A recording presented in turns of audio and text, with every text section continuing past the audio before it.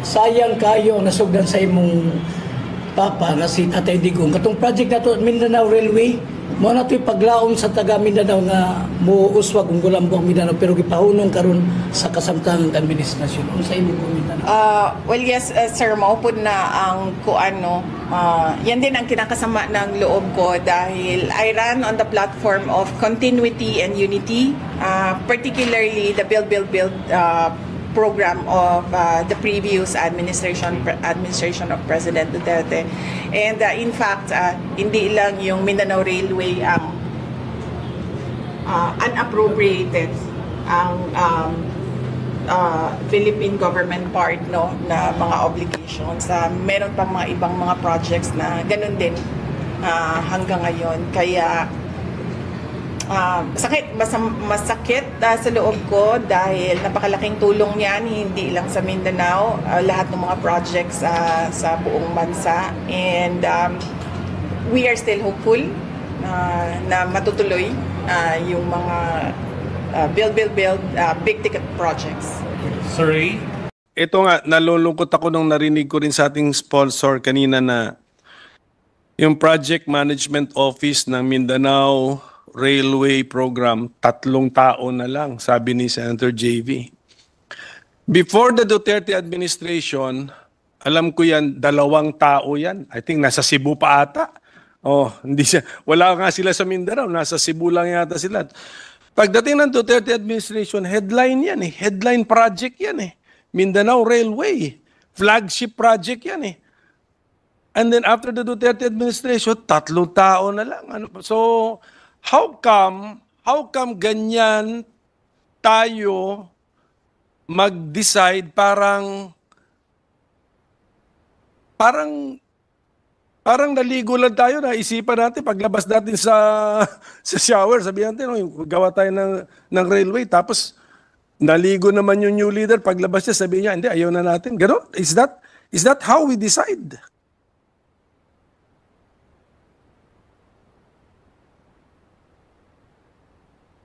Tama po ba yung facts ko? Teka, si Secretary naman, you have people there with institutional memory.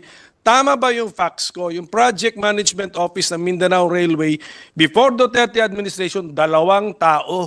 Tama? Ngayon, 3 tao. Facts yan. In between, during the Duterte administration, lumaki yan. Of course, then naging flagship project yan eh.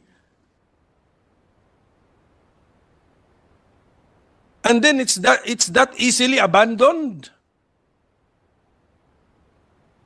Your Honor, Mr. President, because as you are correct, no, that during the Duterte administration, it was, tama kayo na-announce na talaga Mindanao Railway Project will be a flagship project, no, of yung, ano nga ba yun, yung flagship project nila ng Duterte administration, yung kanilang infrastructure. Bagong Tudigos naman. That's the first phase, Your Honor, Mr. President. Before the Duterte administration, yung Project Management Office sa 2 tao, ano yun, Iligan to Cagayan de Oro yun. Ang focus nun. Oh. Yes, Your Honor. Unfortunately,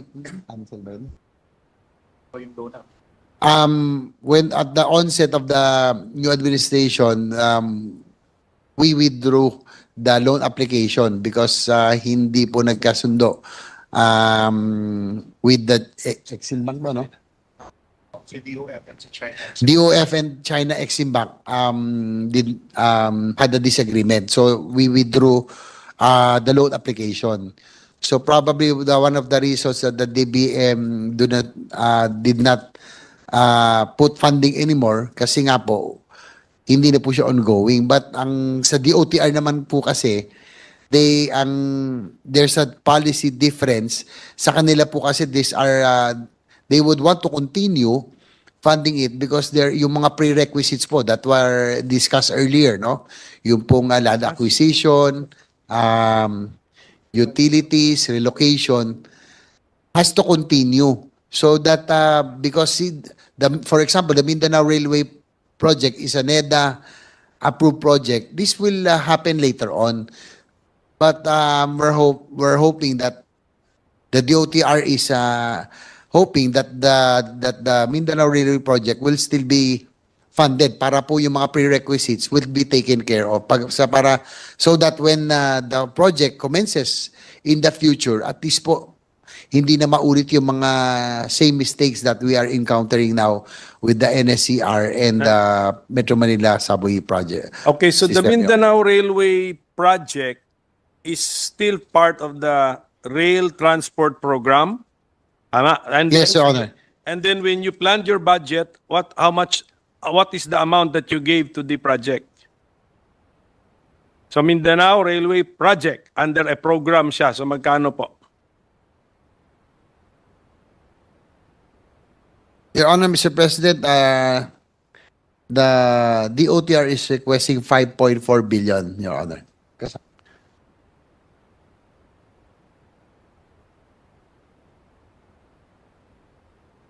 So 5.4 billion po yung Mindanao Railway project. Okay. And that is found, if we now examine the committee report, that's in the programmed. Zero po siya lahat. It's not in the NEP, it's not in the GAB. So it's zero, Your Honor, Mr. President. So But they requested. Nasa budget request nyo. Okay, wala sa NEP. Okay. Apo. So kaya nga, kunyari, okay. So that we will understand. Therefore, what does that mean, Secretary? That if an administration gives it a zero budget, is the project abandoned? Not necessarily. It's on hold, Your Honor, Mr. President. On hold, okay. Because it's the Okay. NEDA approved project, so But definitely, we have incurred expenses pursuant to that project. So pwede nating yung mga ganyan, yung mga projects on hold, siguro si Senator Joel Villanueva will have to also track the expenses for projects on hold. Idagdag yun sa commitment fees. Oh, sige, can we have an example? Example na lang natin. Yung Mindanao Railway Project, how much have we spent for it so far? Sige, kahit yung Tagum to Digos lang, yung portion na yon. Example lang para malaman ng ating mga kababayan. while they are looking for the total figures, Your Honor, yung pong Mindanao Railway System Project, yung pong Phase 1, yung pong Tagum to Digos, they have already spent some funds already for the right-of-way acquisition, Yes, acquisition of land. Yes. They have downloaded some funds to the LGUs, no? For the land acquisition, right? Also yung relocation, among others, no? So ang problema ho ngayon because of sa 2024, Yes, hindi na ho nilagyan, tatlo na lang po yung pong personnel in Mindanao Railway, yung monitoring will be a challenge. Your Honor. That's why, in-example lang po natin now, how wasteful we are with our money. But this is yung hindi naman ito inumpisahan sa time ni Secretary, but pinapakita lang po natin yung sistema natin sa gobyerno kasi pera naman ng taong bayan yan eh. Oh, so, ilan po yun? Magkano po yun? Sample lang, example. Applyan natin.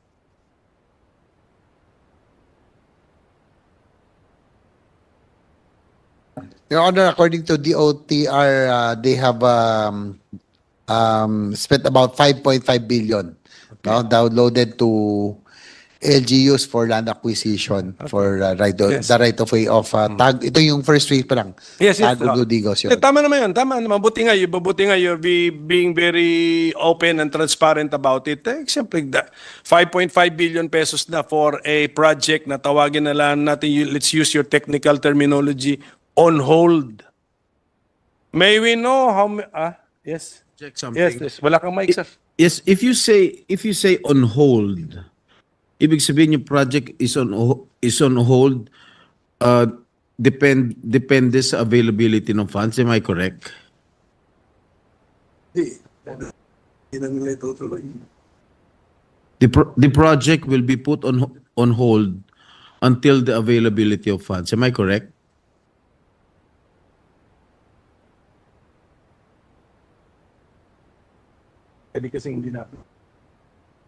That is correct, Mr. President, that according to the OTR, additional preparatory works, no, prior to the loan agreement, if ever it pushes through, are not being done because of the lack of funding. In this case, for 2025, Your Honor, Mr. President, yung kanila pong 5.4 billion, yung sa NEP po is zero. So talagang on hold po ito. So paano yun kung wala ng mga funds na darating? So anong magiging nung structure na yun? Magiging white elephant? Kung wala na halimbawa ng pondo dumating, what will happen to the structure that has been started?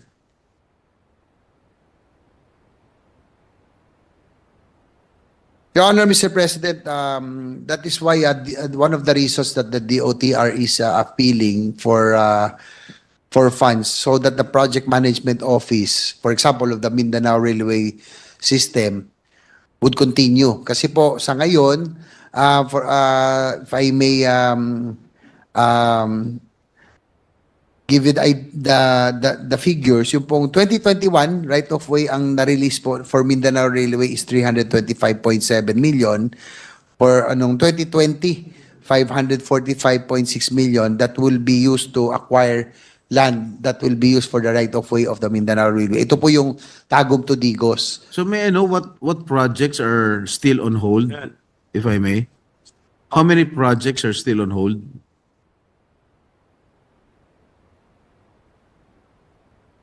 With the indulgence of the minority leader. That was my next question. Your Honor, mostly the railway projects. No? Ito pong Mindanao Railway System, and we can already also consider South Long Haul. Although may funding siya ng konti noong 2024, kung hindi rin po mapupondo ito, it will be on hold also. Ito yung South Long Haul, ito po yung Bicol line, no? From Metro Manila going to So how many projects all in all, Mr. Sponsor? total na. Priority.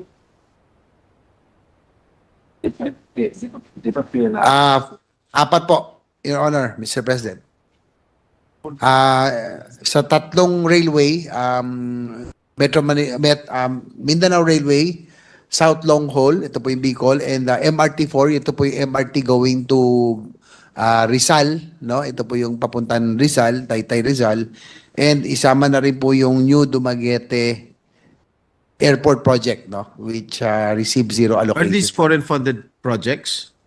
Yes, Your Honor, Mr. President. So kung hindi nagbigay, ang hinihintay natin pondo galing sa labas, so the project will not push through.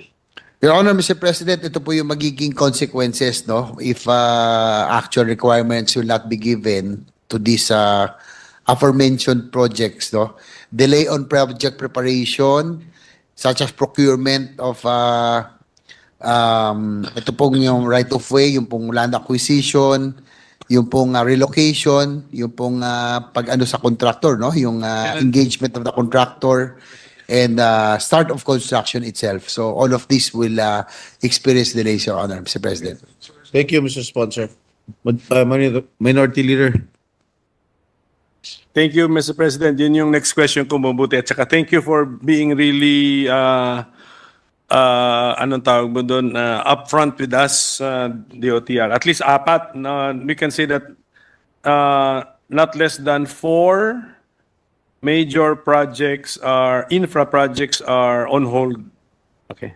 Sige. Yes, that's correct. Okay po. 3 railway and 1 airport, Your Honor. Isa light railway, yung MRT. MRT4, yung po metro, going to Rizal. Rizal line po ito. Rizal line. Which is unfortunate kasi to quote the President, I think President Marcos announced a railway renaissance. Tama ba, Secretary? Do you confirm that? Did he say that? Minapa-double check ko that. Did he say it? Yes, Your Honor. That's correct. There will be a railway renaissance. That's Sabi mo correct. ng boss nyo, sir, principal ninyo. Oh. And then 3 railway projects are on hold. So how do we reconcile words with reality?